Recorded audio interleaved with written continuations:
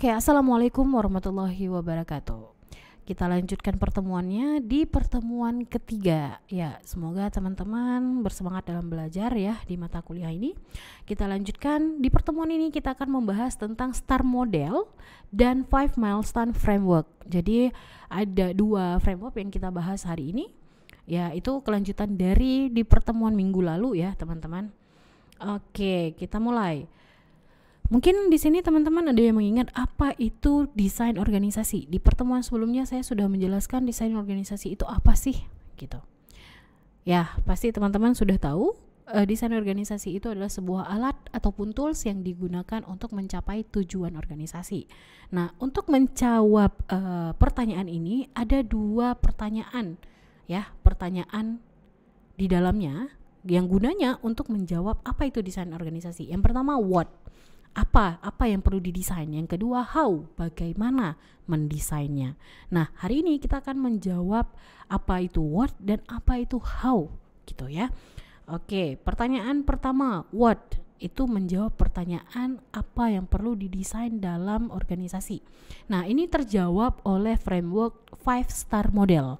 5 star model ya. Jadi teman-teman, yang pertama di sini ada strategi di mana di dalamnya ada vision, governance, ada comparative advantage, kemudian di dalamnya juga ada struktur, ada power, authority, ini terkait dengan kekuasaan, kemudian aturan perusahaan dan lain sebagainya. Kemudian ada proses, bisnis proses, bagaimana prosesnya, kemudian ada sistem reward dan HR ataupun people-nya.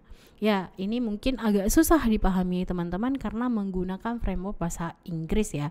Jadi lebih mudahnya saya menggunakan pakai bahasa Indonesia aja. Oke, akan kita jelaskan satu persatu. Yang pertama, strategi. Strategi di bawahnya ada capability ataupun kemampuan. Kemudian ada struktur, ada proses, reward, dan orang. Akan kita bahas satu persatu. Yang pertama strategi. Nah, strategi seperti yang saya jelaskan juga pasti setiap organisasi itu memiliki tujuan organisasi di mana dibutuhkan strategi dalam mencapainya. Strategi itu adalah strategi yang jelas sesuai dengan tujuan, kemudian pasti ada jalan untuk mencapai, kemudian dia bertumbuh dan bersaing. Di mana ketika perusahaan itu menetapkan strategi, pasti ada strategi yang tidak jalan sesuai dengan rencana. Akhirnya apa? Dia bisa bertumbuh dan bisa bersaing dengan orang lain. Kemudian menentukan pilihan, kira-kira apa sih strategi yang akan kita lakukan selanjutnya. Dan yang terakhir adalah strategi itu akan memberikan kita suatu hal yang unik, memberitahu kita unik dan pembeda. Contohnya seperti Apple ini, ada yang lainnya semuanya abu-abu, kemudian dia cuma satu, dia warnanya yang berwarna oranye seperti itu. Nah, sama seperti organisasi, kita harus mengetahui apa pembeda keunikan dari perusahaan kita sehingga kita bisa bersaing dengan orang lain. Nah, untuk mengetahui keunggulan kita ataupun pembeda ataupun yang unik, itu kita dapatkan melalui capability ataupun kita mengetahui kemampuan dari perusahaannya. Di mana capability ataupun kemampuan ini menentukan kemampuan apa yang dibutuhkan organisasi untuk menjalankan strateginya. Contoh yang paling mudah bagi teman-teman itu mungkin teman-teman pengen jadi selebgram, tapi teman-teman nggak bisa mempengaruhi orang lain, nggak bisa menginfluencing orang lain. Berarti kemampuannya nggak bisa, tapi keinginannya ada. Nah, bagaimana caranya? Oh, karena kita udah tahu nggak bisa, akhirnya kita belajar seperti itu. Oke, yang kedua ada struktur. Nah, karena kita sudah memiliki strategi, kita juga sudah mengetahui kemampuan kita seperti apa, kemudian kita butuh struktur, di mana dalam organisasi itu pasti ada struktur, ada atasan, bawahan, supervisor, dan lain sebagainya. Nah, ini untuk struktur itu akan menjawab bagaimana kita mengatur organisasi ataupun strategi yang sudah kita ciptakan, kemudian bagaimana aturan kuncinya, kemudian bagaimana mengalokasikan kekuasaan. Jadi dalam organisasi itu pasti ada kekuasaan. Contohnya yang lebih berkuasa CEO ataupun manajer atau ketua divisi dan lain sebagainya. Kemudian struktur organisasi seperti apa yang harus digunakan. Jadi struktur organisasi ada namanya vertikal, ada horizontal dan lain sebagainya. Nah, itu juga akan menentukan kira-kira struktur apa yang harus digunakan dalam organisasi untuk mencapai strategi yang sudah dibuat.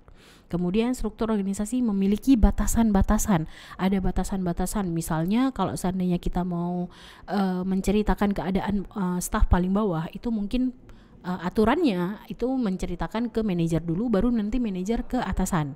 Jadi ada aturannya, ada batas-batasannya. Nah, untuk mengetahui batasan-batasan tersebut, kita membutuhkan namanya proses ataupun proses menjalankan strategi. Nah, ini membutuhkan cara untuk merajut organisasi secara bersama. Membutuhkan cara. Jadi jangan sampai kita dalam satu organisasi itu memiliki tujuan yang berbeda. Akhirnya apa? Tujuan puncaknya itu nggak tercapai. Kemudian kita mengetahui bagaimana alur pekerjaan, cara kerjanya, aturan kerjanya, dan bagaimana cara kita mengambil keputusan. Apakah ketika kita mengambil keputusan itu berdasarkan semua maksudnya semua kedudukan, misalnya kita lihat dari sisi perusahaan, dari sisi karyawan, ataupun dari sisi pelanggannya. Nah, ini menghubungkan orang dengan percakapan yang tepat, perlu dirancang dan diselaraskan kembali. Kemudian kita lanjut tentang metrik ataupun reward.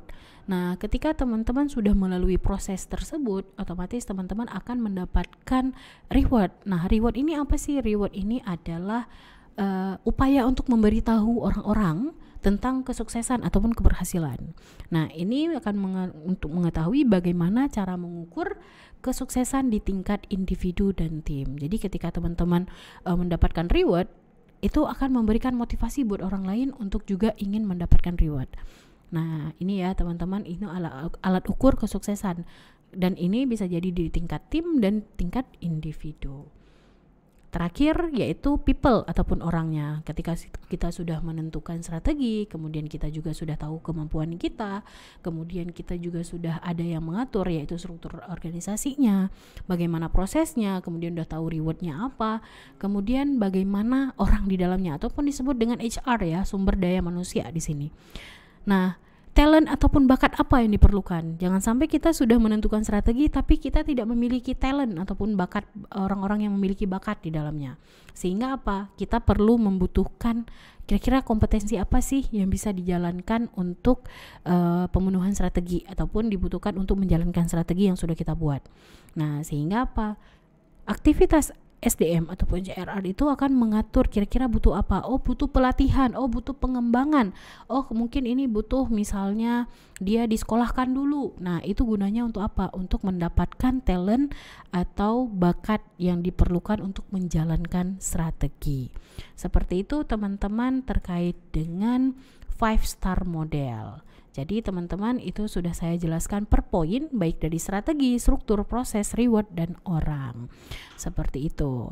Baik teman-teman, kita lanjutkan di framework selanjutnya. Jadi tetap teman-teman akan memperhatikan. Saya tutup untuk pertemuan ini. Wabillahi taufiq wal hidayah. Wassalamualaikum warahmatullahi wabarakatuh.